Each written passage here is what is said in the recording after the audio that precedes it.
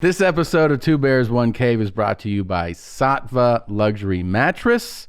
If you want to upgrade your mattress, your sleeping life, without breaking the bank, go get like a hotel quality, 5-star hotel quality bed by going to Sattva, SAATVA mattress.com. Get a luxury firm mattress, or if you prefer memory foam, go to Loom and Leaf, Loom and Leaf, and get the memory foam mattress. They have the best service, mattress takeaway service. They set you up. They put the foundation out there. They follow up, make sure everything was good. They're online only. What? I have a good mattress story. You do? Okay. Maybe for afterwards. Here's the thing. They have amazing customer support, which is like one of the best parts about this environmentally friendly product. They absolutely kill it. I love my Sattva mattress. We have two. We have a Loom and Leaf and a Sattva luxury mattress. Go check them out. Sattva mattress, SAATVA mattress.com, or Loom and Leaf for that memory foam. You won't regret it. You can actually try their mattress. They have a 120-day guarantee trial service. So you have 4 months to see if it's the right mattress for you. Check them out. You won't regret it. This podcast is also brought to you by Kamikoto. Kamikoto makes great kitchen knives using traditional techniques. They just launched their longest blade in the collection, an epic 13-inch long Yanagiba knife. I think I said that right. Yanagiba knife. Each knife comes in beautiful, heavy-duty ashwood boxes. They only use steel sourced from Japan, and each blade is crafted using techniques that have been honed and perfected by generations of knife smiths. Because of their single bevel edge, Kamikoto knives achieve a wickedly sharp edge you just can't get with other knives. They're ridiculously sharp, like literally cut through a ribeye steak. Have you seen these knives? No. Tom, they are ridiculous. They are the Where's funniest. mine? They are the fucking greatest knives. Send me my knives. Dude, there's nothing better than chopping up food in your kitchen with a samurai sword. It is 13 inches. I'll show you what that looks like. Okay. No, it's a 13-inch blade. It looks like this.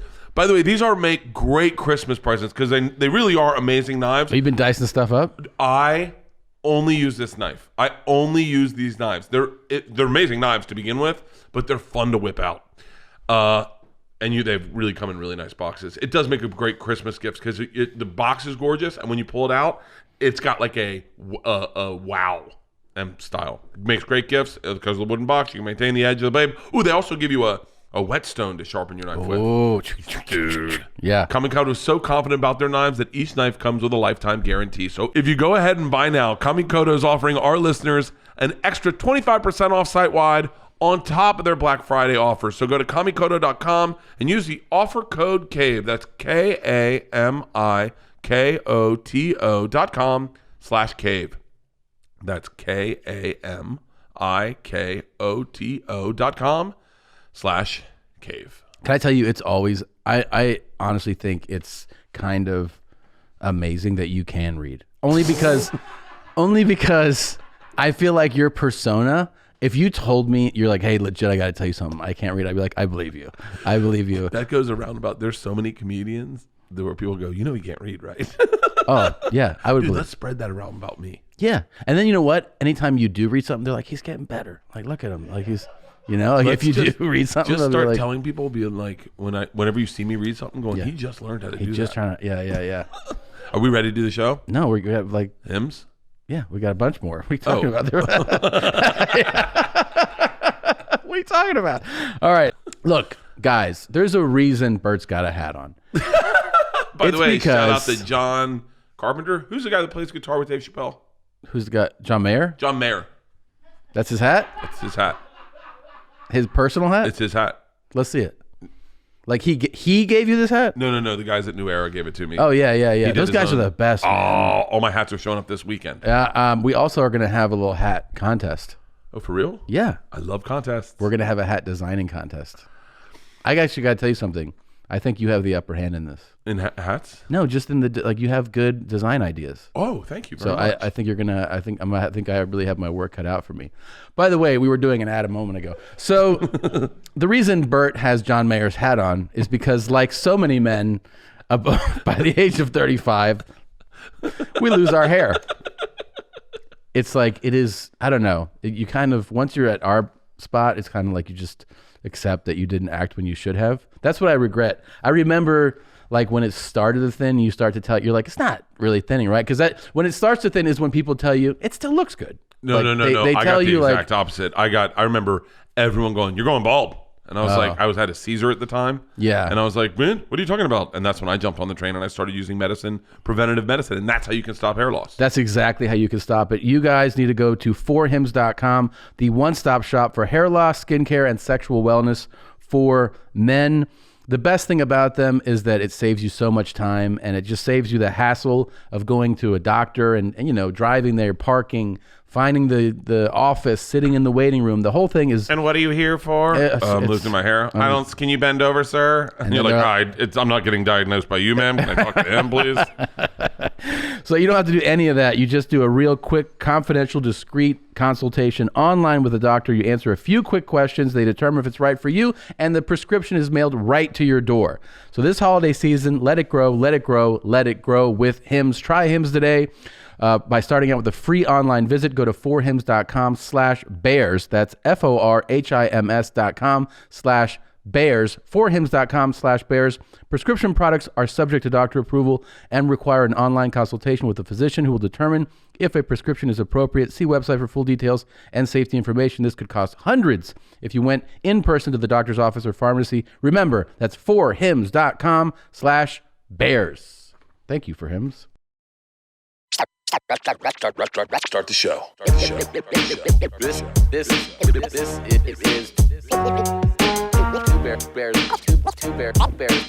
Bears, One Cave. Speaking of hot and looking good, he's Bert Kreischer. I'm Tom Segura. Let's just put the pedal to the metal and go.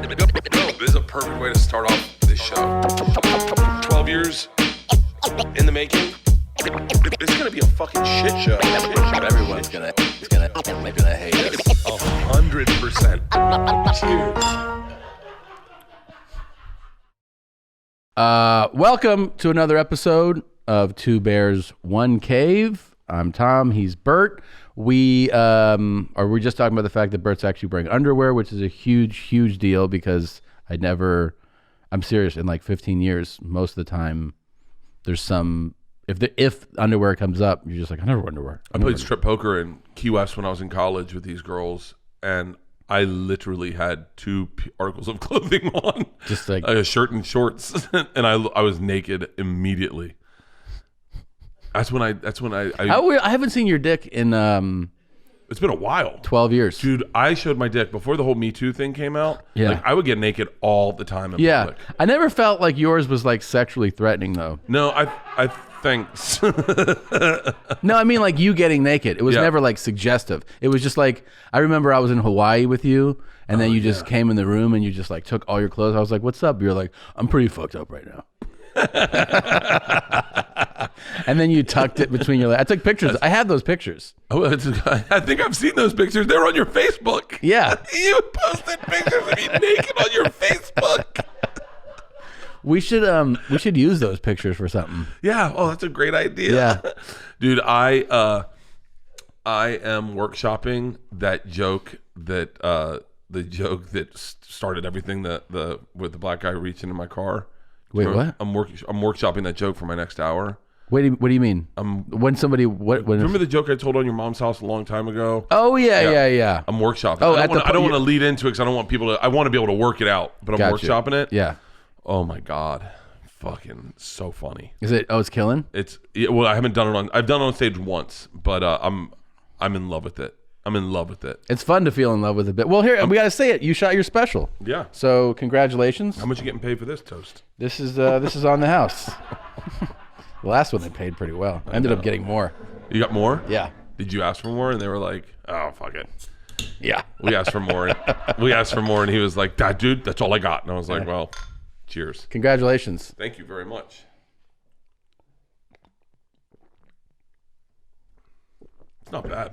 I'll tell you what, man. Yeah. Sam Adams makes a good beer. Yeah, it's good beer. I know that guy. That guy, Jim Cook. You know him? Koch? I think it's Cook. Yeah. So he said, my first TV show, The X Show, I was sucking at it. I was so bad. And I did one segment that was good called Hurt Bert. Yeah. Where we went in and I got... Hurt Bert's really funny, by the way. I mean, so I love good. seeing people get hurt. And I remember like when I first saw that years ago, like when I met you and you're like, I have this thing, Hurt Bert. I looked it up and I mean, that should have me in tears. You getting hit by a fucking bull. Dude, I got mauled by a bull. My favorite thing was when you went to like Arena League football practice or something. I got lit. Definitely got concussed, like hard. They fucked him up. Dude, you can find. By the way, you can find that. You can find that online, Nadav, and play it. There's legit me getting helmet to helmet contact where you can see I'm out cold, like I am. They just told some dude who's never going to be in the league, you can fucking light this guy Ultimate out. Hockey, Ultimate Fighter, Rodeo Clown. Rodeo Clown is Go to terrifying. the next ones. It's terrifying. Dude, they gave me no preparation for it Make whatsoever. that full screen. Just look at that. I was look at my how young I God. was, and I just wanted to know. be famous. I didn't give a fuck about any art. I was like, just how do I get famous? I want to be rich. Yeah. Yeah, this is That's great. a legit sized bull. Of course it is. Oh. Dude, he broke. Watch me. I try to use my leg, and he broke my foot. And this guy's like, that guy's a fucking idiot. Yeah. Like, how do we get out of here? How hurt were you right there? Broke my ribs. Broke my foot. Did your dad see this? No. I bet he would be so mad. If you listen to it, you can hear how young I am. My voice is like, I'm up here. I'm talking like. Yeah. Look, you can see. Ooh. That broke your ribs? Yeah, that broke my ribs, and then you see that his hoof scraped down my leg, and he broke my foot. I mean, the people at FX Look had at to be this. so happy, right? You can see the hoof mark. Oh, yeah. Hoof print. Were they so happy that this happened to you? They had to be. Kevin Riley is like the president of something now. He's always been a president of something. We were in a pitch room with him, and he was reading the list. Tom, he's not. I mean, he's a very nice guy, but he's not like a. He's an emotive guy. But he was reading the list, crying, laughing, and he's like, "You can't do this. You can't. We have insurance for this." And they're like, "Yeah, can you believe it?" You know what they did? Little sidebar. They put me down as a contestant. So I got 14 grand an episode to do this show. To do this show? To do the show, yeah. Jesus Christ. I remember I got paid $12,800 an episode as an executive producer and like $1,300 as a contestant. Dude. Look at, what do you weigh there? 186. 186. I'm going to get down there in December. There's something too that for people watching and listening, if you are Arena League guys kind of don't give a fuck more like than like regular pro football players, because these guys are like a step slower, but they are definitely, legit athletes. Bunch of them pop positive for steroids. Yeah. Look at these guys. They're like, who do you want? You want to hit this guy? Everyone's like, I'll hit this guy. Look how small I look. Dude, this looks like the opening to a gay porn I would sit through. I would watch that scene.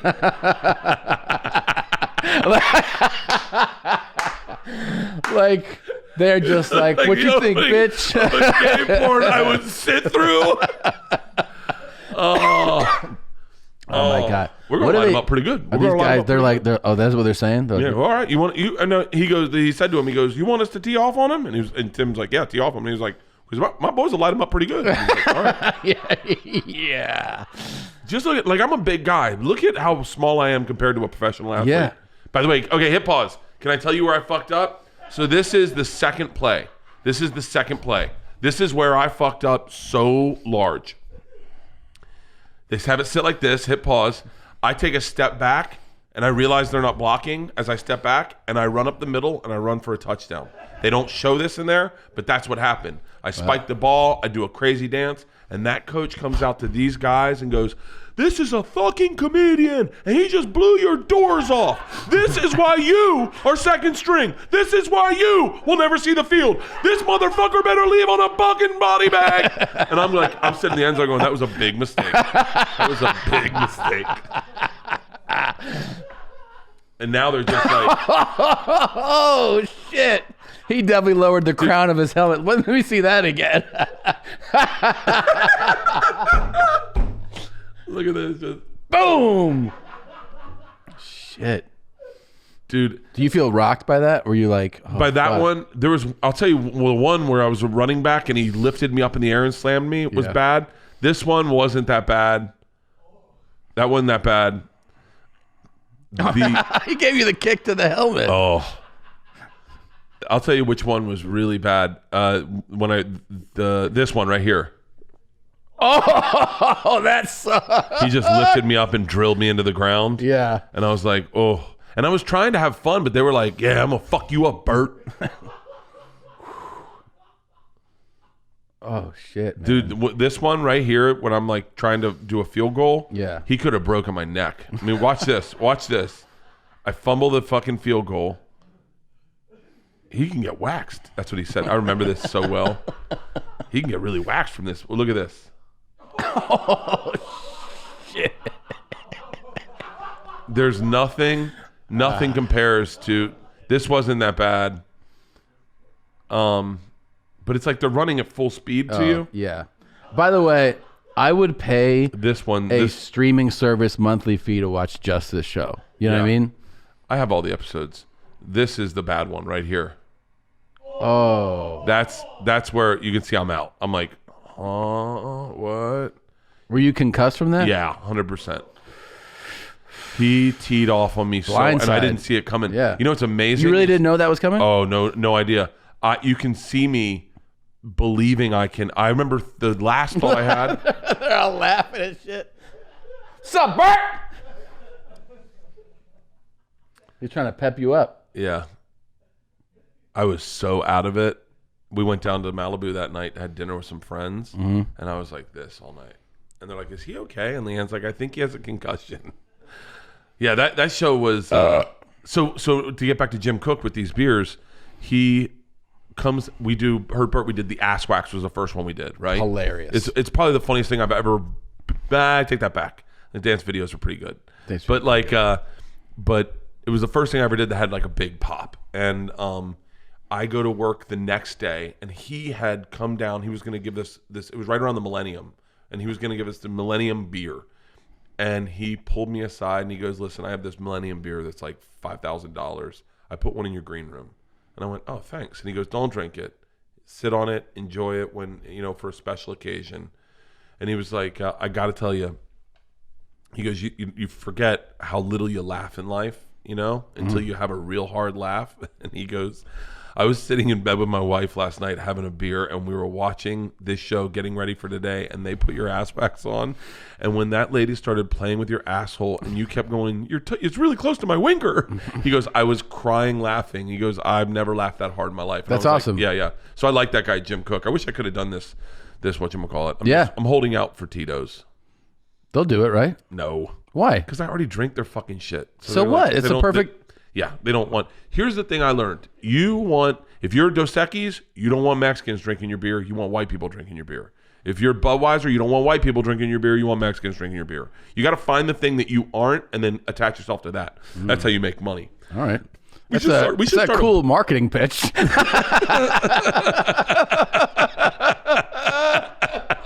That's what they do. All right, listen up. Blacks, Mexicans, and whites. Here's what we want you drinking. Oh, holy shit, man! That was a good thing you did. That was fun. It was fun. I can't believe I let them come to my house. I can't because I said no. I said, we got to find a space to go to. And he's like, all right, we can do that. And then I told Christina, and she was like, why don't you just have them come here? I was like, oh, I would think you wouldn't want them here. Yeah. And she was like, why would I not want them here? I'm like, because we live here. Yeah. I don't know. You want a production at the house? I'm having a hard time not putting my new house on Instagram. Why? Why do you want to put it on? It's such a natural thing to start recording myself. And Georgia and Isla are catching me, and they're like, Dad, you said the reason we bought a house is because of this. Like, so stop doing it. Think about what you just said. Your teenage children are like, Dad, stop giving away the home address. Like, the reason we can't stay in our old house is because of you. I said the name of my street in my special one time. I mean, I was so bad. You get so sloppy with it, you forget. No, you don't. the greater you specifically do. Jesus Christ. So when do you start touring again? Are you going to tour your old hour in December? I mean, but with the whole trying to come trying to write. That's the greatest. When you have 30 minutes you can do, but you have a new 30 minutes. Yeah. And then when do you starting your next big tour? Not for. I have dates coming that I haven't announced yet. I have like some 2020 dates that I haven't. I mean, some of them are on sale. Like I have that Vegas kind of residency or whatever, Mirage. The Mirage for the year. They're really excited to have you. I'm excited to do it. I was just with them, and they came to me. They're like, "We got Tom." And I'm excited to do it. Like, yeah, that's great. But then I have a couple club dates and I have a couple other casino dates. But I won't announce like a thing. I think until the fall. Oh yeah, I think so. Okay. You're going right away on right tour. away. Birdie Boy World Tour starts up January 30th. Which is we just started adding a bunch more shows. I don't know what happened, but a bunch of tickets just started picking up. That's great. Yeah, I love adding shows. It's nothing like that. It makes you feel like you're doing. What would you rather? Would you rather have two shows in one night, one show being like 70% filled, or just one sold out show? Would I rather have two shows where one is 70% and one sold out, but one's 70%? I probably would rather have the one sold out show. I feel the same way. Yeah, that's why I get so aggressive in the marketing. I can't stop watching your video. But I can't stop watching your dance video. Really? I love it so much. It makes me giggle so hard, and I end up because some people will go like, "Oh, yours was better," and then I end up defending yours, going, "No."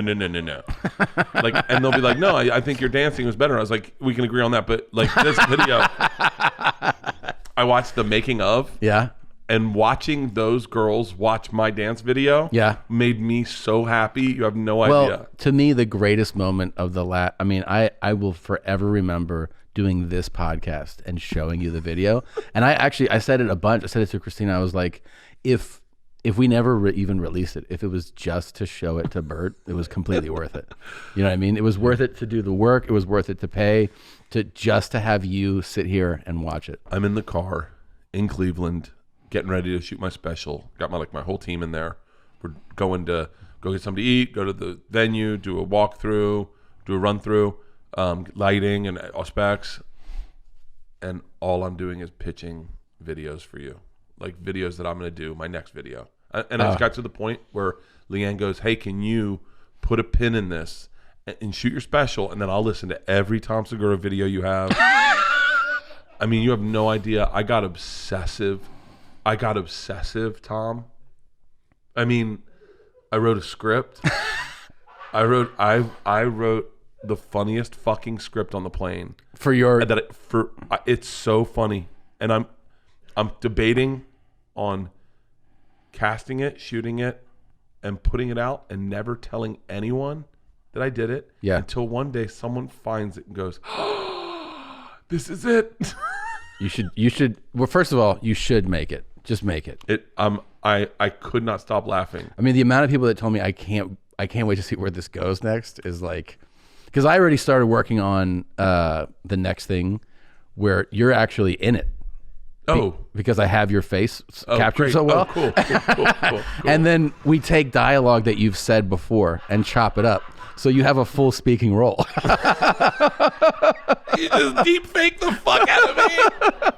Oh, Jesus. So, yeah, I mean, I have to take out another mortgage, but it's going to be fucking awesome. I was on the plane with Leanne, and I was like, do you remember I had a movie pitch for us? Yeah. What is the movie pitch? It was no one's ever liked it, but I think it's the funniest movie ever. Okay. Soft pitch it. Bert Kreischer and Tom Segura. Okay. Get cast in a movie with Johnny Depp. Okay. Pirates of the Caribbean 7. Yeah. Okay. That's the screen. The movie opens on that. We are in the middle of the ocean with Johnny Depp shooting a scene. We got to sit there all day, and we're just floating in the ocean with Johnny Depp, and we get to know him, and he ended up liking us. And he says, "You guys want to go out tonight?" And we're like, "We'd love to." So we go back to Jacksonville. That's where we're shooting, is in Jacksonville. We go back to the hotel. We go out with Johnny Depp, and we have one of the craziest nights of our lives. And in the middle of the night, he says, "You know what I need? Would you guys drive? I just bought a brand new Cadillac, a 1969 convertible Cadillac. Would you drive it to LA for me?" And we're like, "Yeah." And he's like, "Drive it to LA. I'm gonna have a big party at my house. Drive that Cadillac from Jacksonville to LA for me. It would mean the world. I can't do it. I'm still gotta shoot. And then we're gonna have this big party. You guys know Liv Tyler, right?" And we're like, "Oh yeah, we love Liv Tyler." Like just all these great Hollywood names. We're like, "Okay, great." And he's like, "Cool." So the next morning we get in this thing, and he goes, "Awesome. I just have 6 stops I need you to make." And so it's me and you collecting stuff across the country in a Cadillac for Johnny Depp. He bought a rattlesnake for Slash. We got to go get that out of Texas. Okay. He got a wolf. Like we have all this shit in a Cadillac that we're driving. We get a pound of cocaine. It's just me and you going across the country, getting stuff for Johnny Depp, where we show up to his house, and the party, everything for that culminates there. And it's just, what do you think? It's great. Yeah. Can we crowdsource it? Did you write this already? No. I just came up with it. I came up with it a long time ago. First of all, I actually think that you could pitch this to Johnny Depp and he'd be like, I kind of like this. Yeah. Hey, Stanhope. That's not going to work the way I think it is. Hey, Doug. Can someone tag Doug and then, hey, Doug, can you see if Johnny's up for greenlighting a project? Can we get Stanhope's in it? Because Johnny Depp's friends with Stanhope. Yep. We get a ton of celebrity cameos. I want Will Ferrell so bad. This has it's like in the lane of like the Being John Malkovich, right? Where it's like the real guys in it, kind of playing a version of himself, and some ridiculous thing taking. I love it. I think it's great. I think it's great. I think it would be fun to do. I think it's a road trip movie, so that translates to what? Foreign markets. They love that shit. Oh, for real? Yeah. Comedies have like a real decline in features in the last decade. Yeah. But they always look for comedies that will play in foreign markets, right? Because they struggle to have comedies work there. But this idea, I think would. But first of all, a celebrity name like that is attractive to like all those different markets. It's a really good idea. I think it would be funny as fuck is all the different stops of all the things we could pick up across the country, and then all the celebrity cameos of the people that are there buying the same stuff. It's just like it's great. Yeah, and we need a big end. What we need is that false fourth. Well, or saying third goodbye to that wolf's going to be tough. Yeah, after so many days with him. It's Tommy Boy. Yeah, I think I just pitched Tommy Boy. It is. All right, that's our movie, guys. Hey, will you start a GoFundMe to see if we can get people to fund that, and then we'll just pay for it ourselves and make it? I don't want to get attached to a studio. Okay. Well, we could pitch it to the people doing my movie, but I think we just make it. I think we just make a movie. We could make a movie. Let's do it. It might be hard to get Depp. No, I actually think that's the easiest part. You think so? Isn't that crazy? That's where my brain goes, oh, that we definitely are getting him. It will also be fun to have like the scenes where we shoot calling him and texting him like, hey man, we're in Oklahoma City and then it cuts to him just getting his dick sucked by some model. And he's like, oh, slower. I don't know. Soft pitch. And then we're like, we're at the house. I don't think your snake's here. And he's like, oh man, you're in the wrong city. And we're like, God damn it, Johnny. He's like, just your pitch is worse. You're in the wrong city. Oh, damn it, Johnny. But then that adds another day to the trip, which adds a little more time to the movie. Think of how much fun it would be to who are some actors you would love to do a scene with? A scene like say we're going to buy explosives in Waco, and we show up to David Koresh's old complex, and that's where we're buying them. And actor B comes out, like who's actors you would love to do scenes with? Will Ferrell's number one. He is the funniest human being. I watched SNL this weekend. Yeah. Did he host this weekend? He is so fucking fun in the smallest things. The smallest things, he can make them so funny. To this day, do you remember in old school when he goes, well, I really shouldn't drink beer. I can't, man. Oh, it's so good when it touches your lips. Yeah. He just makes me laugh so hard. He's hilarious. Yeah. He would be fun to work with. Yeah. Who's like Meryl Streep?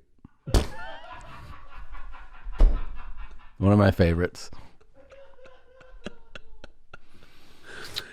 But speaking of, because I was thinking of all these guineas, because the Meryl Streep Italian? no. But you're talking about actors, so because you do really good impressions. So, did you see The Irishman? No, I haven't seen it either, but it has so many. It comes out tonight. It comes out tonight? Yeah, so it's out right now on Netflix. Oh, okay. So let's watch it later. But like, I mean, give me a prediction. Like, so Pacino's in it. Okay. De Niro's in it. Well, I don't know. I can't remember which one's which. Joe Pesci's in it. Joe Pesci. Hey. Yes. Sebastian's in it. You know Sebastian had a parrot? What? Have I told you Sebastian grew up with a parrot? No. Yeah. That's ridiculous. But imagine. I mean, I just find it so funny. The parrot, like, people come over to the house and then they leave and the parrot goes, "What's wrong with these people?" I just think that's an animated show. Yeah, waiting to happen. Sebastian and his parrot. Hey. Harvey Keitel's in it. These guys. I'm really bad at impressions. Did I tell you about? Oh, I did. What about comics? So you're good at doing impressions of comics. Yeah. I nail them. Can you do Doug? Stanhope? Yeah.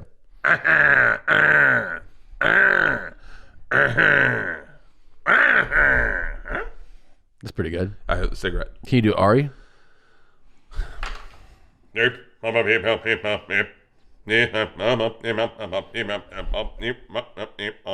Yep. That's Ari. Pretty good. Can you do Joe? I just think of every time he comes out on stage, his hands are up. He's like, "Hey, what's up, motherfuckers?" Yeah. High energy. Yeah, Joe's really high. Can you do Joey?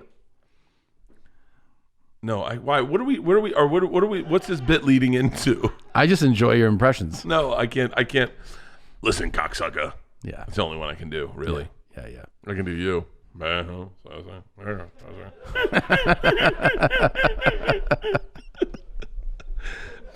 That's pretty good. Yeah, what do you have them on? Donnell Rollins? I just listened to his podcast last night. How was it? It's great. I love Donnell. He's so funny. Donnell is this is I'm gonna dodge this entirely. Is this blood? No. Donnell is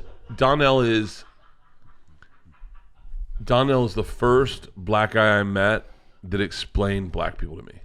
Like, he walked me through it, because like I think I knew black dudes growing up, but I didn't know them. Like, you played football, so you probably knew them in a different in a different level, you know. I never really played. I played baseball. Any black dude I know, one of my best friends, Kari Brown, was. I love you, Kari, but it wasn't the blackest dude around, you know. Like, he just was. I mean, he dated white chicks. He went to an all boys Catholic high school. Andre Kerwin, like, all these guys were not like you meet Donnell, who, waiting on the stoop for his dad to pick him up. His dad doesn't show up. Like, that was one of my favorite bits he has. My father's picking me up. My father. Yo, daddy ain't coming. Like, but Donnell explains so much about black culture to you. Entirely. Yeah. Like, and I thought I knew it. You know? Right. It's the weird thing about hip hop is that I think myself and you grew up ingrained in hip hop. Like, I love hip hop. Yeah. But that, just because you listen to music doesn't mean you know anything about it. It's like German kids who love death metal, and then they come over here and they see what a kid in Iowa is like, and they're like, "That's not what we thought we were looking for." Right. You know what I mean? Sure. Or like the punk scene in England, and then do you know what? You want to know something interesting? This is going nowhere. The Sex Pistols, when they did a big American tour, because they were working class England, they were like, okay, obviously we should do a tour of, Alabama, Oklahoma, Texas, where all the working class people are. And that was exactly what I'm talking about. And there was no crossover. All those rednecks were like watching Sid Vicious cut his Nancy into his chest, and they're like, fuck these guys, and would beat the shit out of him on the street. Yeah. I read that book. I don't read a ton, but 28 Days on the Road with the Sex Pistols, I think it's the name of the book. Must have been insane. I was in love with it. So you feel like Donnell like kind of educated you? To this day, things he said, like, he just is such a different person. Like, I think he's got his ear like even you watch his to the streets. Yeah, like the way he talks to you. He just no justice, no sleep. I remember him yelling that in the fucking house when we were all living together on Reality Bites Back. No justice, no sleep. Real talk, real talk, real talk. I'm one time they had. What year is that? It was a while ago now. It was probably 10 years ago. Like 09? Yeah, probably. There was, tell me if I told you this already, but there was a crudité out one day, and I told someone, why don't you just go get a crudité because we're all trying to be healthy. And they're like, what's that? And I go, it's a mixture of vegetables. And there's like, I've never heard of a crudité. And Donnell's like, a cruda what? A cruda what? And I was like, it's a crudité. Go fucking get a crudité. And so they bring it back, and the guy had made one. He'd just gotten a bunch of vegetables, but they weren't like, he just like bought radishes. And I was like, you don't just buy a radish. Like, you gotta, and then he brought peppers. And I was like, yeah, because they have those little sweet peppers. And I ate one, and it was like, a kid had bought habaneros. And I was like, holy shit. And Donnell's like, oh, some white boy can't handle pepper. I go, Donnell, it's a habanero. And he goes, you don't habanero me. Give me a fucking pepper. It's not that hot. Put it in his mouth, and his first words were, mama. I swear to God. And he goes, oh. Donnell and Patrice taught me how to make omelets, both of them. Omelets? Yeah, isn't that crazy? Wait, on that show? No, Donnell did on that show. Patrice did in Scotland. The number one thing, I'll tell you the number one difference right now. Black men season the pan, white men season the omelet. Okay. Both Patrice and Donnell would put butter on the pan and then season that buttered pan and then cook the omelet in that. Oh, I cook like a black guy. Do you really? Yeah. Is that you season a pan? If I'm making an omelet or or chicken or something like that, yeah. I mean, I'll also season the meat, right? But like I'll season that pan. Oh, I don't season the pan. If it's an omelet, I season the inside of the omelet and then stir it up and get it put throughout it. Yeah. Okay. Yeah. But yeah, Donnell's podcast is really good. Yeah, congrats to him. What is it? It's called the Donnell Rawlings Show. Donnell Rawlings Show. Yeah, he's hilarious, dude. What did you say? You have a mirror impression? What does that even mean? Oh, it was better in the moment, I think, because we were talking about shaving our assholes. Yeah. So this is my, you know how like you always go, mirror, mirror on the wall, who's the fairest? Oh, yeah. that's such a bad joke right now. So when I shave my asshole, I put the mirror on the ground and then squat over it and shave my asshole over the mirror. So this is my impression of the mirror.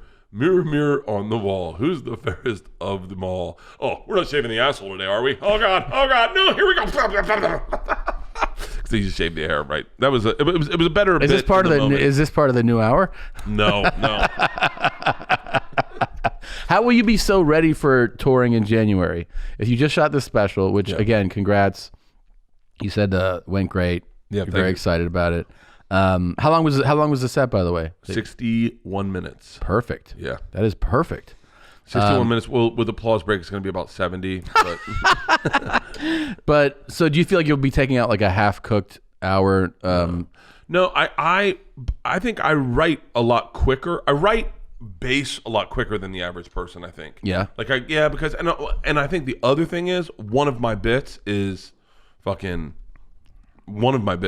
to be 7 minutes. Right. So it's like for this last hour I just did, I wrote it all within probably the first month of getting ready. I wrote it all, and I was like, wow. I feel like. And now you got to work on it. Yeah. And then you got to work on it and fine tune it. I'm gonna do a bunch. I think I'm gonna do a bunch of spots at the Haha. Really? Yeah, because I don't want to go to the store with nothing. Because it's like it feels weird. It really does. I think the store ultimately is a showcase place. I don't mind doing. It kind of is, yeah. And so, have you had bad sets there? Oh, very. I remember like the first really bad set I had there. After it was like, I was working there. Feels fucking horrific. It feels highlighted there. You know what I mean? It feels heightened. Yeah. Because it is ultimately the place where like everyone's there. Everyone. Yeah, like every comic working, big name.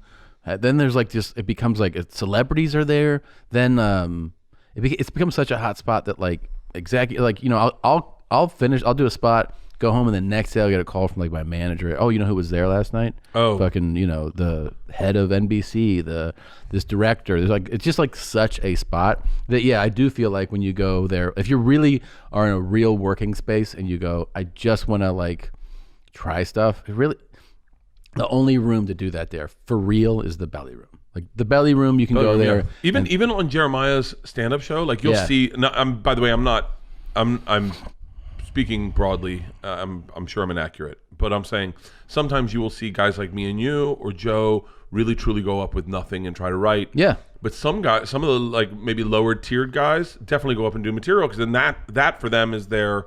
It used to bother me so much. I used to get so mad at Ari when he did This Is Not Happening. Yeah. So originally he was like, this is a storytelling show where you're not supposed to do a story from your stand-up. You're supposed to tell like a new story. Yeah.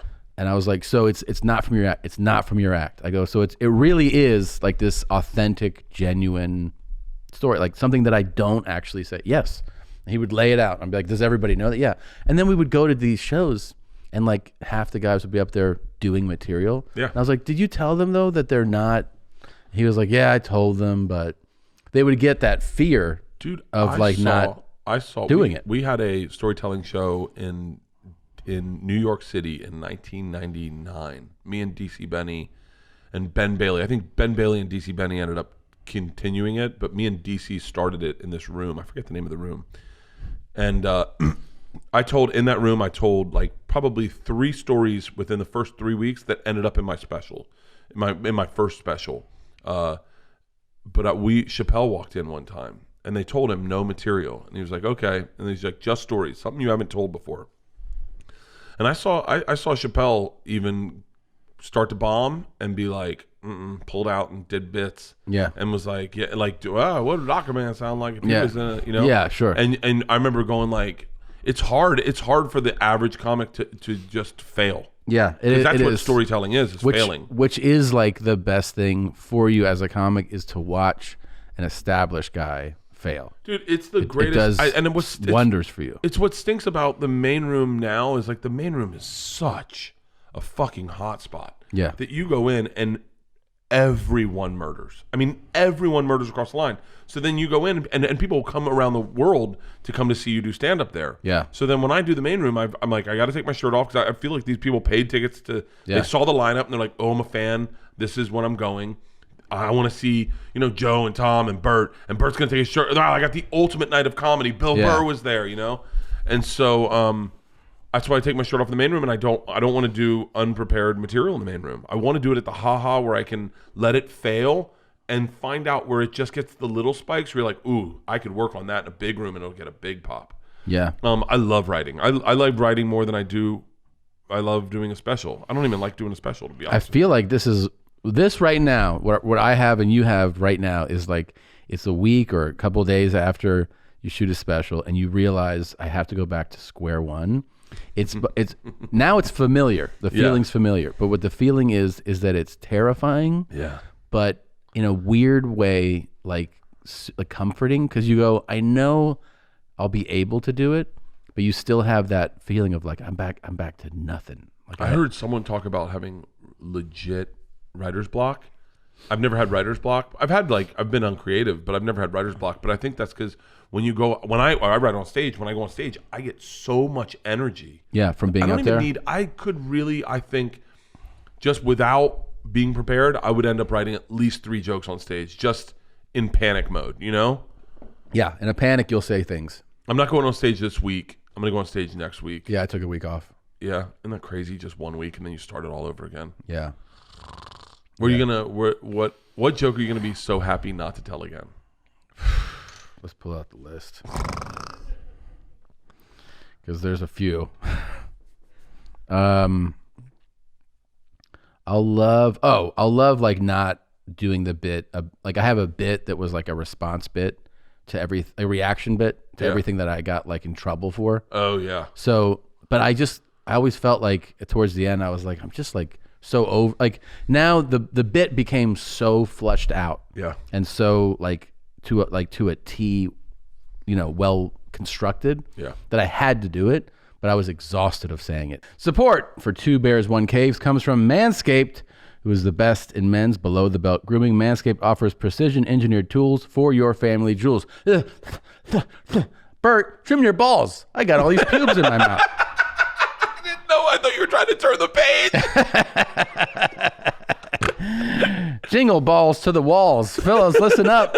Untrimmed pubes are a thing of the past. Time to gear up and get yourself the gift of shaving this holiday season. I'm talking about the Manscaped Perfect Package 2.0. I can tell you I've been getting a lot more since I've been using my Manscaped, cleaning up down there. I mean, look at our chests. It's like it's a mess, you know? I keep it nice and neat, and this way it looks like I have a little size going on. It's pretty nice. I trim back. I do give myself like a Caesar on the top, and I go back an inch into the pubis area, so it looks like I'm an inch bigger. I remember when I used to use like one of the older electric trimmers, like the first time that I was like, oh, I'll just trim like my balls with this. And like I went down there and just a pool of blood just formed and dripped into the toilet water. I used to have a friend who used scissors. Oh. How'd that go? I remember hearing that going, no. would not. You know, sometimes what you focus on cutting is in front of the thing you really care about. You just go, ah! Yeah, I don't. I used the mower 2.0 on my cheeks before my special. Yeah? Yeah. There you go. Manscaped has redesigned the electric trimmer. Their Lawnmower 2.0 has proprietary advanced skin-safe technology, so this trimmer won't nick or snag your nick or snag. Wait, what did you say? Huh?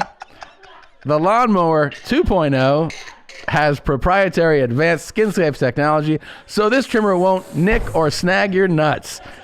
It's also, waterproof, so you can use it in the shower. Oh. The Lawnmower 2.0 comes with their Perfect Package 2.0, which makes for the perfect gift this holiday season. It's literally everything you need to keep trimmed, cut-free, and smelling nice down there. It's a great gift for your dad, uncle, grandpa, brother, cousin, boss, somebody you have a crush on, or somebody you want to go away. You just get them. The Manscaped Perfect Package 2.0 also comes with the crop preserver, an anti-chafing ball deodorant and moisturizer. You already put deodorant on your armpits. Why don't you put it on your beanbag too? Speaking of sweaty and stinky balls, I am thankful for their Crop Reviver. This product, along with the Crop Preserver, keeps your balls from sweating, smelling, and sticking. All these products smell good. Their manly scent is attractive and will help set the mood when it's time to... The Perfect Package will also come with a pair of Manscaped boxer briefs that'll keep your junk feeling fresh all day. It's time to upgrade those overused pair of boxers to Manscaped's high-performance anti-chafing boxer briefs. 'Tis the season to Manscaped. So get yourself, your dad, your brother, your friends, the best gift of all, the Manscaped Perfect Package 2.0. Get 20% off plus free shipping with the code BEARS at manscaped.com. Your balls will thank you. You might want to try it around your anus too. I do. Of course. Get 20% off and free shipping with the code BEARS at manscaped.com. That's 20% off and free shipping at manscaped.com. Use our code BEARS. Clean up your nuts and make Santa proud this year. By this time of year, the planners and Virgos of the world have checked off everything on their list, while the rest of us last-minute people are running around like psychos trying to figure out what to get everyone. Do not fear. Fellow last-minute gifters, MeUndies has everyone on your list covered. It's the one-stop shopping spot to get gifts that people will actually love delivered straight to your door. Free shipping, no buts about it. Actually, it's all buts about it. And in case you don't know, because it's MeUndies, get it? I'm wearing MeUndies right now. I don't ever wear underwear. I never wear underwear, but I do wear MeUndies when I wear certain types of pants. These are great. I love MeUndies. I actually do. It's cold. It's dark out. Like 4 p.m. Hello, darkness, my old friend. MeUndies wants you to know that it's okay not to leave the house as much this winter. In sizes extra small to 4X with plenty of brand new products, the options for getting cozy are endless. When they say cozy, they mean it, with undies that are 3 times softer than cotton. They really are really freaking soft. It's the cutest wintry prints and colors. And like I said, it's really, really soft. This holiday season, cozy up with their new robes for men. Do you have a robe? Yeah. I don't have a robe. Yeah, I have a robe. I have a robe that Frosty made me. Really? You have New York Yankees. Yeah. It's Mickey Mantle's number. Yeah. Yeah. Mickey Mantle. Mickey Mantle gene. Treat your feet to their soft slippers. Do you have slippers? I do, but I love slippers. I love getting multiple slippers. For real? Yeah. I like putting them all over the house. Might need to load up on myself, and of course, match the whole fam with their cute new baby bodysuits. That'd be a cool Christmas. Do you think about your Christmas card yet? Mm-mm. Are you gonna do one? Write it down. We'll talk about Christmas cards. Okay. MeUndies has great offers for my listeners. For any first-time purchasers, you get 15% off and free shipping. This is a no-brainer, especially because we have 100% satisfaction guaranteed. Get your 15% off your first pair, free shipping with 100% satisfaction guaranteed. Go to MeUndies.com/bear. That's MeUndies.com/bear. MeUndies. I am wearing them right now. I can't. I gotta tell you, so comfortable. MeUndies should start a campaign just based on the fact that you got Bert to wear underwear. This does not happen. I never wear underwear. It never happens. I don't know. I don't know why I stopped wearing underwear. It bothers me so much to not wear underwear. Oh, I love it. Like I've had those days where whatever you just don't find. I'm like, fuck. It puts me in such a bad mood. Oh, I love not wearing underwear. I want Every to do a bit on alcoholics. Okay. Yeah, like I'm obsessed with alcoholics right now. Are you reading the book? No. I'm very clear. Drew told this to Leanne, but I'm very clear to myself that I am not an alcoholic in the sense that when you watch broken human beings, like really genuinely broken dudes who can't control themselves and they spiral out of control and they do really detrimental things to their life, their future, their success. Like I was obsessed with it this week, and I had a little bit of a run-in with an alcoholic, and a good one and a bad one. Oddly enough, I have one guy who's coming out of it, and he's got like 15 months sober, and then another guy who's in the throes of it. It's a mess, and you know, so funny. These are guys you know? Yeah, guys I know. Yeah, I know a lot about. That's the other thing.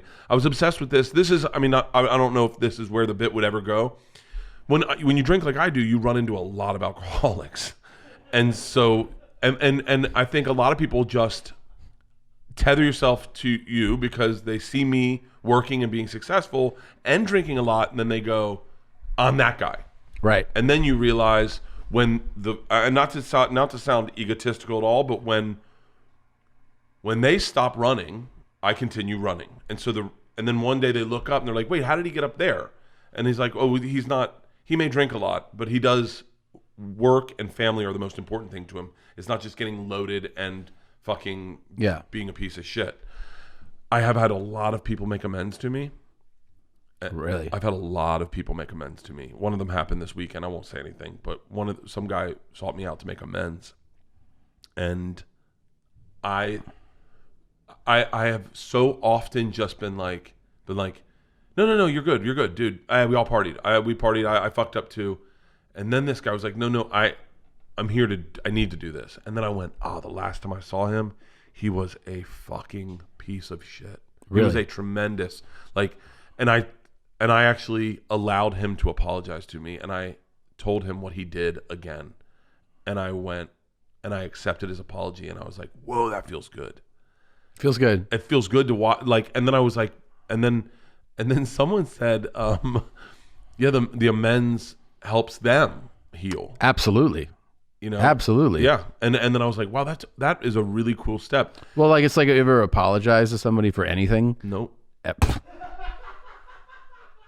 I don't do it. You've never apologized? I don't. You've never said I'm sorry? I've said I'm sorry to Leanne. Like I say I'm sorry to Leanne and stuff, like if we fight. I don't normally say I'm sorry a lot. Okay. I don't, I'm not, there's a couple people, here's the thing. This is, by the way, this is super coded. Okay. You'll know what I'm saying, and some people will know what I'm saying. But there are people that maybe I have done something wrong to, and they have done something wrong to me. Maybe it's back and forth. Yeah. But I would never apologize because I don't want that person in my life. Yeah. And so I am not sorry. I'm glad it worked that way. Yeah, but that's different because that's everyone. No. I'm saying what you're talking about, when what you just said, is one reality that is true. There are some people that you go I'm not sorry. In which case, the feeling wouldn't exist to apologize because you don't feel like I'm really it. strapped to think if I've wronged anyone in a bad way. Like, see, I here's my problem is I think I don't like confrontation. Yeah. The only thing I'd ever be guilty of is talking shit behind someone's back, but it's never horrific. It's just bullshit. You know? We're in comedy. Yeah, like we're all fucking like Brendan Schaub didn't bring water to a hot spin glass, you know, and I'll make fun of him behind his back. I think he'd probably be hurt if he heard the way I'm joking about him, because he's such a big boy. Yeah. Where he's just like, hey, can I have some of your water? And you're like, that's not how it works over here. Yeah. But he's just like an athlete. He's like, no, it's not water. So, but like, it's a good impression, by the way. But like, that's the only thing I'm guilty of. Really, I don't wrong people. Yeah. Like, I mean, I'll tell you my biggest hiccups. Like, I fired Frosty. Yeah. Go to UTA. That hurt, but I'm not sorry for it. No, you made a business decision. Like, this is a really interesting. Tell me when, like, when have you wronged someone where you felt like you needed to apologize? Not your wife. I'm talking like a man, like where you're like, I should call that person up and say I'm sorry. No, I think of like, I mean, I think about like, Jesus, who's the guy that drinks here? I mean, dude, I'm trying to get myself, in shape. Really? Yeah. Well, I drove. I don't like drinking and driving. Oh. Keep going. I like talking about apologies. How much time have we done? It's on this screen. Oh, good. We have time. Let's talk about apologies. Yeah, I'm trying to think. I mean, there are people right now in my life that have wronged me recently that I'll never accept their apology. Really? Never. I'm one of the most vindictive human beings alive. When that's why the Ari thing was so. Is that who you're talking about? No. You know what's something crazy? Obviously, for anyone listening, I think I've been clear about this, but one of the things that hurt me so bad with Ari is I thought, you know how I have that thing where I go, you did this to me because you think I'm weak. Yeah. I thought he did that to me because he thought I was weak. And as soon as I believe that you think I'm weak, you are dead to me. Done. Yeah. You're dead to me forever. Yeah. And I think it's because I'm a very trusting, I put myself out there kind of guy. Ari, I didn't think Ari did that for that reason. I don't know why he did it. I still haven't really figured out what his purposes or motives were. I always hope that it was just to have fun, but it's such a fucked up thing to do to someone. Georgia. So I've been working to try to, make sure that Ari and my relationship is not broken, so that we can be friends. Yeah. So I really love that guy. I really do. He's forever when everyone thinks about him. Yeah. You're wrong. He is a very sweet. He's a numbskull. Yeah. Georgia saw me texting with Ari last night, with you, Joe and Ari. Yeah. But it was Ari that came up. She goes, "Why would you text him?" And I went, "Because he just asked me a question." She was like, Don't text him. Put your phone down." I went, "What?" She goes, "Dad, he almost killed my dad. Like, put it down." I went, "Holy fuck." Yeah, you don't think about it like that. You don't think about it from like a little kid's perspective of like, almost like I could have lost my dad, and you're like, oh. And then I'm like, God damn it, Ari, you're gonna make me do so much fucking work for you, you cunt. But see, look how much I'm doing for, like, this is where I get vindictive. Is like, I know Ari is a good person. I do know that. It's in there somewhere. I know it. He may be a bad guy, but he's a good person. He's not a bad guy. Yeah, but like, I'm doing the work to make sure that we can fix it. Certain people wrong me, done, dead to me. You got to tell me who these people are. I'll tell you one right now. Happened this weekend. Fucking, dude, fucking have a little fucking awareness in life. Have a little bit of fucking awareness in life. That's all I'll say is like, sometimes it's easy to forget people have stuff going on, Mm-hmm. Like maybe someone texted Brendan Schaub something shitty this weekend and forgot, he's having a baby, Right. Hey, maybe like give him the day. Right. But this person knew what was going on and did something to me, and I went, that's crazy. Right. That's funny. I would never do that. And that, you represent your one person to me. I see a bunch of other stuff. I stand up for you, and then you do to me. Okay, then I guess I was the fucking asshole. Right. I would put this in a special. This is one of my favorite stories ever. I know I've told it to you. I'll tell it to you one more time for people listening. Leanne dumped me like 15, 16 years ago, 17 years ago. Leanne dumped me. We'd been dating for 2 months, and she dumped me. I was wrecked. I was fucking wrecked. Okay. Why'd she dump you? I got drunk and said some shit. Okay. Fucking toxic females. Fuck you. Yeah. Women can rape men. I don't know. Yeah. Whatever the fuck I said. I don't know, man. It's one of those. By the way, I actually said sorry to all those women. I said sorry to all of them, but one who wouldn't accept my apology. She wouldn't?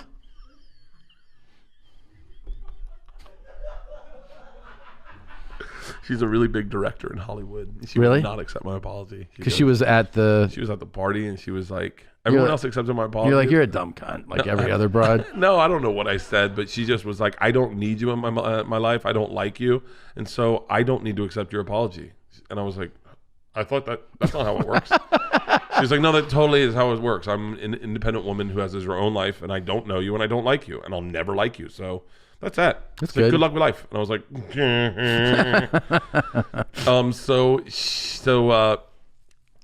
I'm wrecked. I mean, Tom, the lowest I've ever been. Was Crying. after this dumping. I got dumped.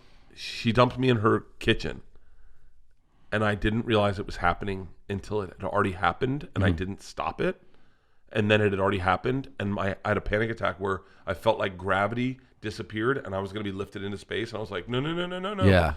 And I got in my car, and I started spiraling out. I started crying in my car to my ride to my house. And I cried so aggressively that I had to get myself into my bathroom to cry in the shower. But I was so uncontrollable that what I did, Tom, was took an inflatable exercise ball into the shower. It wouldn't fit through the door, so I had to deflate it, bring it into the shower, and then re-inflate it so I could cry on this medicine ball. I was such a fucking mess. Sobbing, crying. I then would move my bed into my closet so no one could hear me cry. I couldn't stop crying. I said to God, you give me this woman back and I won't fuck it up. And that's the reason I don't cheat on my wife, is I was running down Outpost by Ben Affleck's old house, and I ran by his house every single day. And I was just once. Why didn't he come out just once and go, hey man, you want a beer? And then we could have been best fucking friends. Yeah, you could. And so, and I said, God, if sun was setting, I said, God, if you give me this woman back, I won't fuck it up. I won't cheat on her. I won't do anything to fucking wrong her. I'll make sure she's happy. I'll be the greatest fucking guy. I got done that jog, went up to my house, and Leanne was sitting on my bed. And I was like, God, were you listening? Oh, Jesus. But she came back. Came back. Now, 2 straight days I cried. I get a phone call from my hairstylist. My hairstylist is this guy in Hollywood who does all the celebrities at the time. And he lived in Santa Barbara or something, and he'd come down for 1 day a month. So when you got that 1 day, that was the day you got your haircut. So they call and they're like, hey, he's in town. And I was like, okay. He was friends with really big drug addicts, right? Yeah. He had been clean off heroin for like 15 years. So he calls and he's like, I'm getting a haircut, and I'm here to cut hair. And I go, hey man, I'm in a bad place. I just got dumped. And he was like, hey, nothing cheers someone up better than a great haircut. And I'm like, okay. He goes, come in, we'll hang, we'll talk. I'm in a really good place right now. We'll hang, we'll talk. I'll cut your hair. You'll feel better. You'll look better. That's what you need today. I went, okay. I've been crying for 2 straight days. I get in my car. I drive to get my haircut. I walk in. He has a pool table in his salon, and he's on the pool table drinking a beer. And I'm like, huh? I thought he was sober. So I go over and I was like, hey man, and he was like, ow, let me get you a beer. You like beer, right? And I go, yeah. He's like, let me get you a beer. I was like, okay. So he gets me a beer, and I go, I thought you were sober. And he goes, yeah. Crazy thing, man. I just started drinking beer again. He's like,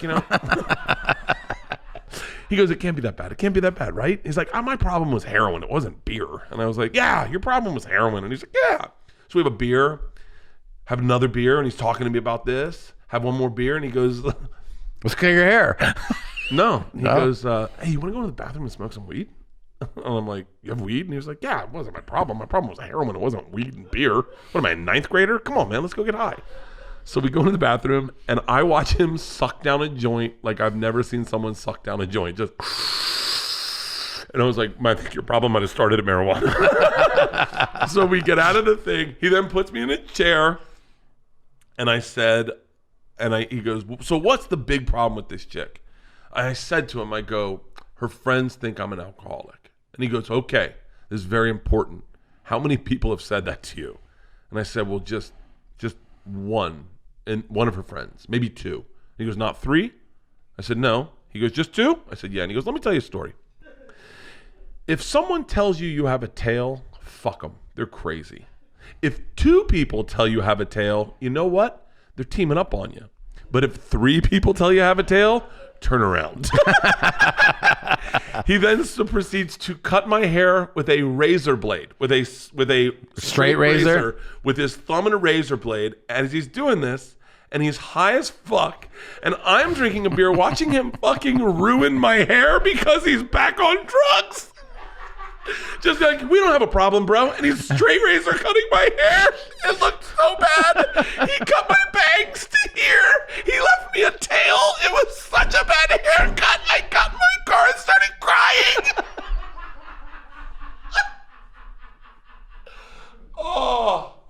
Oh. Fucking alcoholics. I remember getting the apology email from someone I hadn't heard from in years. For right? real? Well, I didn't realize what was going on. So I put my first album out in I think it was 2010, and it was Thrilled, the best album ever. And so I put it out. I get an email from this guy. He sold me the drugs that I OD'd on freshman year in college, and and he got real upset when he knew that like police came to the hospital, and they were like, "Where did you get them?" And I didn't. So I was like, "I bought them. I don't know, somebody." But he called the hospital room and tried to threaten me over the phone. Whoa! What a garbage human being. So he was like more concerned about his ass, getting in trouble. Holy And I was like, fuck. I didn't sell you out, dude. So, and this is somebody I was like friends with. So that's why I was like, I guess I'm not friends with this guy anymore, because he was just concerned that he was going to get in trouble. So anyways, it's been fucking how long at this point? Like 10 years or something since I've heard from this guy. And he's like, hey man, this is like direct, like Facebook Messenger. Or I guess emails or whatever. It's like, hey, how are you? And I'm like, good. Like, what's up? He's like, just wanted to say, I think I really handled that poorly. And I'm like, what? And I don't realize, I'm like, what? Yeah. I go, yeah, I'm not, it's all right. And he's like, I just really wanted to apologize. And like, as I see that, I'm like, oh. He's going through the steps. He's going through the steps right now. I was like, oh, I didn't realize. I go, hey man, that's very nice. I really, I forgive you, or like, no problem.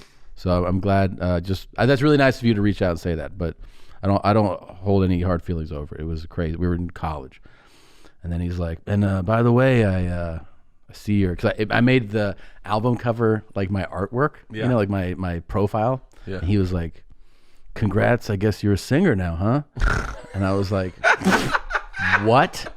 And he's like, you're not a singer? Oh, and I go, no, I'm not a singer. And he was like, looks like a singing cover. I'm like, yeah, I mean, you don't get it. It's a parody. And he's like, what? What's a parody? I go, well, I'm a comedian. I do comedy. He was like, oh, okay. Well, that's great too. And you could just tell this guy must have been just buried by whatever he was going through. But yeah, putting together that someone's apologizing for that is always like a it caught me off guard. The guy that did it this week really caught me off guard, and I had to slow Was it down. in person? Yeah. He just walked up to you. He was waiting for me after radio. I was walking out of the radio, and he was waiting in the lobby. And does he live there? Yeah. And he was like, hey, and I didn't recognize him at first. And I was like, hey, what's up? Oh my God. And, initially I'm like, give him a big hug, and he's like, dude, I came to apologize. And I was like, oh, you don't have to apologize. And he's like, no, last time I saw you, I was pretty out of control. And I was like, yeah, you were. And he was like, no, like, I'm here to apologize for that. And I was like, you don't have to apologize. He's like, no. And that's when it dawned on me, and I went, oh. I mean, I couldn't tell you how bad he was. I never thought he'd come out of that. That's just amazing. I've had so many, it's so funny too. I have one of my really close friends that has had a legit drug and alcohol problems like for his whole fucking life. Yeah. And I have been distant from it. So I only see him like every once a year, but friends that live in Tampa have witnessed it a lot. And when I get angry at them that they're not willing to forgive him, Oh, they're like, you're not here for And they're all like, this. you're not here for it. You don't fucking see it. You don't know what he's doing. And I'm like, guys, it's ... And they're like, yeah, you don't know him anymore. And I'm like, oh, are you sure? Yeah. Then they tell you a couple of stories. That's my AA meeting would be like, they're like, all right, Bert, now we're going to say we're sorry. We're like, I'm not sorry. I don't know what you're talking about. I got no apologies. You sound like you're primed for the program. Dude, I keep saying to myself when I look at guys with legit substance problems, I go, I this is going to sound so fucking crazy, but I go, so you're telling me they can't not drink? Like they can't, like say they're getting ready for their Netflix taping. They can't say like 2 weeks out, go, hey man, I'm off. I'm gonna quit drinking. I'm gonna get healthy. I'm gonna go to some yoga classes. I'm gonna go to some hot spins. I'm not gonna drink on the flight there. I'm not gonna drink the night before. No matter what great stuff happens, I'm not gonna drink the first night of my taping. I'm not gonna drink the second night. I'm gonna wait until it's over, and then even when it's over, go, I may not drink today. Like, did you drink after yourself? I drank on stage late show. Yeah, it's the best. Yeah, it was the best because I was like, I hadn't drank, you know, all of October on stage, which is so bizarre because I always say I never drink on stage, but then then you do. Yeah, I totally do. Like I didn't realize how until I didn't. Yeah. How often I just go to get a drink and I go, whoa, that's not there right now. Yeah. And then so when we did, it was right after one of my bits where it gets like a good like applause break, and I went over and I grabbed a sip of my drink and I went, we're home free. Yeah. It's a great feeling. It's a good feeling. I would be cool if they reimagined how to do specials. Really? Yeah, like I had beer. I had a beer after that. I had such a great late show. Did you? Well, the first show, I was livid when I came off stage. But it was a good show. It just you weren't happy with the lighting. Yeah, but that really throws me off though. So from the moment I walked on stage, if you walk out there and the first thing in your mind is like, I really don't like the way this is lit, and then you do a whole set, you come off and they were like, that was great. And I was like, that fucking sucked. I was in such a bad mood. Yeah. And everyone was like, and I was like, we went through this in rehearsal. Why is it so lit up? Like, it's not how I perform this way. This is all I want is just to perform the same way. Yeah. Of course, we make the adjustment to the set. And also my monitors, which I was like, that's not loud enough. And then the guy comes up. This is between shows. He goes, oh, the monitors aren't working. I'm like, so I'm not crazy. Yeah. So you have all that going on, but the second show went fantastic. The lighting was great, sound, the crowd, everything was great. And like when I walked back into that green room after the second show, I was like, get me a beer. Get me a beer. And then I was like, go ahead and get a bottle of bourbon from somewhere too. So we just started to that type of unwinding feels the best. Oh, I cried. Really? Yeah. I brought my whole team in. I mean, I did the last time we did a Two Bears, One Cave, I'd gone a hot spin. I was running late. I wanted to get here. And I needed to do intro reads for my podcast. And so I went on and did my intro reads. And I realized, it's just like, like the littlest trigger will catch you where I go, hey guys, Body Shots Birdie Boy World Tour. And then I was like, oh my God, I'll never say Body Shots World Tour again. Yeah, and I got emotional and I cried doing that read to that podcast. You did? Yeah, because it's like, look, very candidly, for whatever small amount of time that I've gotten to experience this touring in theaters and having a tour bus and hanging out with the fans and selling, meaning when I say selling tickets, I mean like putting up promo videos and putting tickets on sale and then replying to emails. Yeah. We just opened a second show. Like really being in this part of the business is a amazing dream come true. Yeah. And it's not lost on me because it started when I was older. And so there was all the way up until I was maybe I started selling tickets at 44, 43.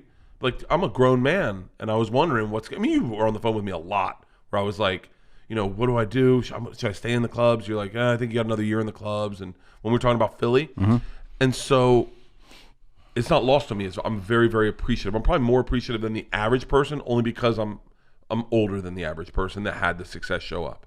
And so I got emotional on the podcast, and then we get done the special, and I knew I got it. And so once you knew you got it, you're like, there's a huge flood of emotion. I bring everyone upstairs, and I'm like, everything that's going on in my life, this stupid fucking podcast, everything's a dream come true. Yeah, that's awesome. If you had told me when I could get in the business that I could do this, this wasn't. People don't understand this. This wasn't an option. There was no option. Do you know how many times Tom and I hung out for free? Do you know how many times we just sat and, by the way, had the same hilarious conversations of Tom going, "You burp a lot," like just the but this was not an option. And then here I am, a day before Thanksgiving, and it just happened that when they're coming in and bringing reads, and they're like, "We have this many reads," and I'm thinking, God damn it, man! Can you believe this is our job, that I get to sit across from who they will agree is one of the funniest people in the world, and for an hour. It's the greatest life in the world. So I got emotional in the green room doing a toast to everyone. I've been emotional all fucking week. Yeah, it's great. Now's when I die. It's now it wasn't lost on me. I actually and I mean it sincerely. When I did the Sam Adams toast, I really meant not just what I said to Christina, but I meant what I said leading up to it. That like. Acknowledging how great you have it and expressing gratitude to me is like, in comedy it's never celebrated to be sincere because sincerity is mocked. We're all dicks and we're like, what are you, fucking serious? I think podcast has changed that a tad bit. It has changed it a bit, but I when I did that spot, I was they cut the thing down to 60 seconds, right? But I'm sitting there telling the guy, I was like, I go, it feels like what happens is when you have some success in like what we do, everybody goes like, it's all you, man. You fucking made this happen. And then after a while you go like, yeah, but it's not. Like your success is really, you're a driving force in it, but it's people all around you, right? Like you have a great wife, you have great kids, and then you go like, I'm lucky that I have this agent, this manager. I'm lucky that I have great guys that I work with here. I'm lucky that I have, you start to go like, I'm lucky that I have friends. I'm lucky that I'm able to do that. So I actually enjoy that, because you can get so tied up in going like, well, how come it's not the next thing though? Why isn't it a bigger thing? Mm-hmm. Then you stop and you go, what we have going on is amazing. Yeah. So I don't know. I feel very grateful for it too. It's crazy. I always say, you got like, someone said, I was putting a sweatshirt up the other day, and I heard this phrase: surround yourself with successful people, and you'll be successful. Surround yourself with shitty people, and you'll be shitty. And I was putting this sweatshirt up that I'd worked out into clean clothes, and I went, that's just like a sweatshirt. Yeah. And I was like, oh, life's like a dirty sweatshirt. Like if it's dirty, you throw it with the dirty clothes. I believe what you're saying to be 100% true. Dude, surrounding yourself with bad people has a absolutely negative effect, and surrounding yourself with good and successful people has a really positive effect on your life. Dude, 100%. Think about the people, and that's why when I say that I'm vindictive. No, what are you, a fucking chick? Will you just have a sip? No. I have a feeling you're trying to get me to do a Sam Adams toast for the fucking guys over at Sam Adams. I'm done. Yeah. No, but if you like that's why I say when I get vindictive, right? So like when someone wrongs me and I see who they really are, I go, oh, I don't want your dirty laundry. I don't want to be around dirty laundry. Dirty laundry creates more dirty laundry. Mm-hmm. I want to be around good people. Yeah. I always said if everyone could have you as a friend, they'd all be successful, because so many times when I didn't believe in myself, meaning, and I don't mean that like I didn't think I was funny, but like business decisions. There are business decisions that they are really hard to make, because the average comic will be like, let me just stay where I'm at. I'm comfortable. I'm safe. Right? Like doing the Troc. That was the number one thing.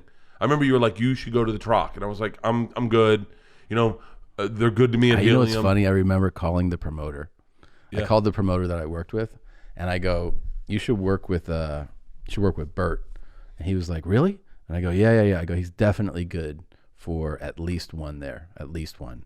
And he's like, okay, and because we had talked, and I called him afterwards, and then to think now like what you can do in Philly. Oh, I mean, we did the Troc. I think we did 6 shows at the Troc, and but you need people like that in your life, because so many of us surround ourselves with shitty people. Yeah. You need people that can lift you up. I remember Rogan one time, we're at his house for his birthday party, and he's like, you want a beer? And I was like, yeah. And we have a beer, and he says, you need more money at those clubs. And I was like, what? And he's like, what are you getting paid? And I told him, and he goes, yeah, you deserve more money. But you would, as a comic, you never believe that in yourself. By the way, there's some people that believe that they're bigger than they are, and I think I don't know, maybe that's good or bad, but like, you need those friends around you to go, hey man, you should be doing this. You should be doing the next thing. You should be doing the podcast. You should be doing this. Because without that, I would never. I don't ever believe in myself. I'd just be sitting in my fucking. No, all that those positive people. What happens is that they're contagious, man. It's a contagious thing. Then what happens is you receive it from somebody, and then you become that friend to somebody else. You tell that the next guy. You're like, you should be getting more money for this, and that guy's like, oh, really? Like, dude, it has that effect. We were in the green room the other day, and this is before your video dropped, but we were just all bullshitting. And they were, and I'll say this out of like respect, but like it was me, Chris Porter, Taylor Tomlinson, like, but other people. I don't mean to like shortchange anyone, but and we were talking about the business, and I thought, in a previous era of comedy, people wouldn't be sharing every single one of their secrets. But then here I am going, no. Here's how my business operates. This is how I'm working. When we talked about that girl, Hannah Stocking, I've talked about her twice on this goddamn podcast. Yeah. But like, who is that again? She's just so fucking funny. Who is this? She's a girl.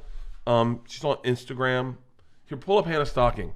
She's beautiful, but like, she's really funny. And when the way she does her business is like pretty clear. It's like, I put on a costume.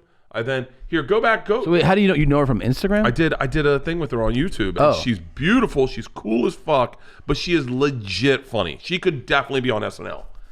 And but all these YouTube kids. That's her right there. Yeah, she's gorgeous.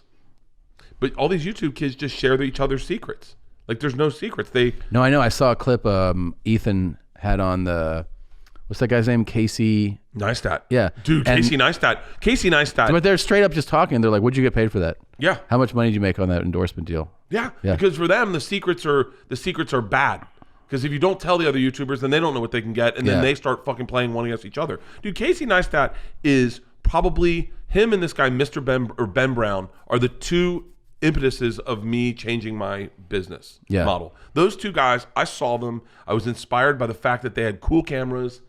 And sorry, keep going. I was inspired by the fact that they had cool cameras, they were editing cool videos, and they were representing their lives in like a fun kind of way. And I thought, I have a fun life, I have a fun group of people. You have become the promo king. Like your thing for like just announcing an added show is like beyond what anybody else does. I mean, you have drones, you have fucking marching bands. You'll come out of the pool. I'm like, the fuck? And they're like, what's this for? They're like, Columbus. I'm like, what?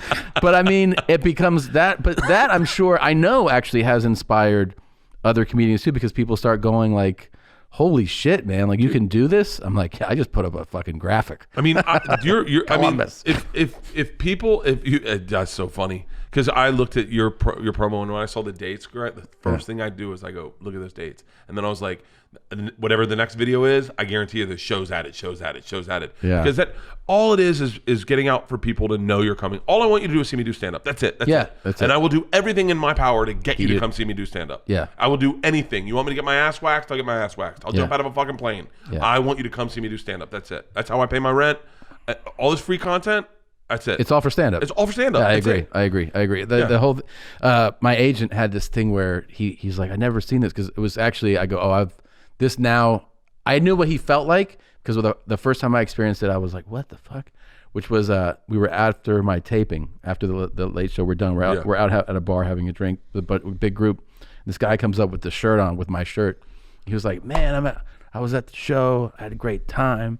He's like, I never even like, I don't really watch stand up. I wasn't, looking like, I don't watch specials or anything. He's like, I'm just like a big podcast fan.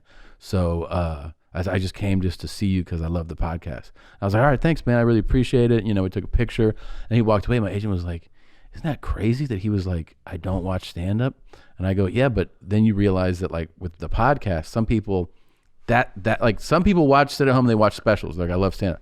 Some people, they're like, I know that you're a stand-up, but I like that you do this. Yeah. And I'll come see you because of the other thing, but I'm not like a stand-up guy. I get so many people that go, this was my first comedy show. I always go, they get so much better. Yeah. Like, don't like. That's what you say? I always say that. I go see Tom or Bill. I never say that. I'm like, it's all gonna suck from here, dude. You think about those kids that are YouTube kids who go do a live show and they sell out a live fucking Wild. venue.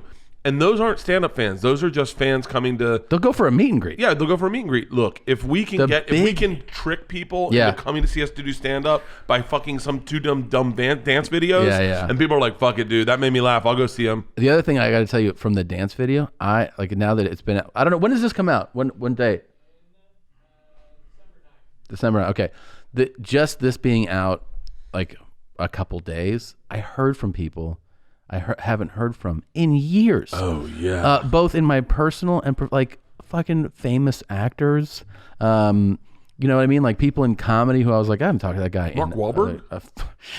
A number of people where I was like, what? And they're like that's the reach of something crazy like that. Yeah. And then the behind the scenes thing came out. I heard from more people. Yeah. Like it was really an interesting experience. Dude, that video bumped all my videos up. Remember when we talked about when you first put it out, and I go if I put one out, it will spike the original 100%. video because people will want to watch it. Yeah, it's crazy because I think I don't know. I just look at it like all this is good. I keep wanting. I want Joey Diaz to put out a dance video. Oh my god! I mean, a lot of people were saying too, because I said in the behind the scenes thing, I was like, this was Bert's idea. I was on board. If we had just done that for October, it would have been epic. Like if that would have been just the thing that we did. If Joe Rogan is listening, Joe, if you want to break the internet, he puts out a dance video behind our backs. Yeah. Country line dancing. Yeah. Oh, he put out a video, it would get like immediately 20 million. It would. Do you realize like my reaction to your video? Yeah. Can you imagine if Joe put out a fucking Joe comes in with tight jeans, cowboy boots outside his jeans, a cowboy hat and a piece of straw, and his head pulls up, and he's like, "Oh, it's on, motherfuckers!" Oh, dude, that would fucking break me. I would amazing. Laugh. I love that. It was super fun, man. We got to do more. We got to come up with another challenge. Yeah. We got to do, and I think we should do, by the way, like some like scripted, like, or like reality content for our YouTube stuff, you know? Yeah. I think there could be, we should definitely do more challenge videos. Like just go out and do stuff together and challenge each other and just shoot them. I think the other thing is there's fun organic things is like the reason that the dance video, not to like suck each other's dicks here, but like the reason the dance video was so fun for us was that it was just out of organicness. It's true. Like you didn't tell, it wasn't manufactured. Holding on to that was like the most fucking, like I could have put it out like 10 days before, and I was like, no, I gotta just hold it till I can sit across from him. Do you know how much fun we're gonna make in this movie? Yeah. Should we do a GoFundMe with Johnny? What we should do is we should do a GoFundMe, and then whatever we raise, we'll match. Okay. Let's see how that goes. Yeah, I like the idea. How much money do you think we could raise on a GoFundMe for that movie? How much do we need? There's an art to getting the GoFundMe set up. It's not just like, hey, we have a movie idea. Do you want to go? Call Rami right now. Call Rami right now. See if Rami can direct this movie and how much it would cost to do a road trip movie. Okay. All right. Hold on. And then I'll call Jeff Tomzik and see if he can do it for cheaper. Okay. We can get Jeremy Renner in our movie. You think you can? Definitely now. What if we just filled our movie with all Me Too people? There's a number of people that called The Comeback. Let's see. Right now he's driving down Malibu, PCH, doing coke with some whore sucking his dick in his BMW. No, I know Tom Segura. Your call. Okay. Real quick. One of the things that came from the video, a lot of people have asked for machine shirts. Yes. So are we going to put it out? Yeah. Yeah? I got to get a Thick Boy Nation sweatshirt. Those were all over at my taping. Oh, really? Everyone was wearing them. Great. Yeah. Great. Well, let's do a machine shirt. Do we add the stains or just regular? No, you can put your own stains on it. Right. We'll just make them clean. We'll do a machine shirt. Go Bert for all the new dates, right? We've added a bunch of shows. I think I can't really say, but I think we're adding a bunch of shows. So if your tickets were sold out, go check it out. Okay. TomSegura.com/tour for the dates that I have on sale. We'll be adding a few more. And that's it, man. Congrats again on the special. Love Cheers. you. You got a drink after you. No. All right. See you next time. Bert and Tom, Tom and Bert. One goes topless while the other wears a shirt. Tom tells stories and Bert's the machine. There's not a chance in hell that they'll keep it clean. Here's what we call Two Bears, One Cave. No scripts, a bit of booze, amateur partology. Dirty jokes, raunchy humor, no apologies. Here's what we call Two Bears, One Cave.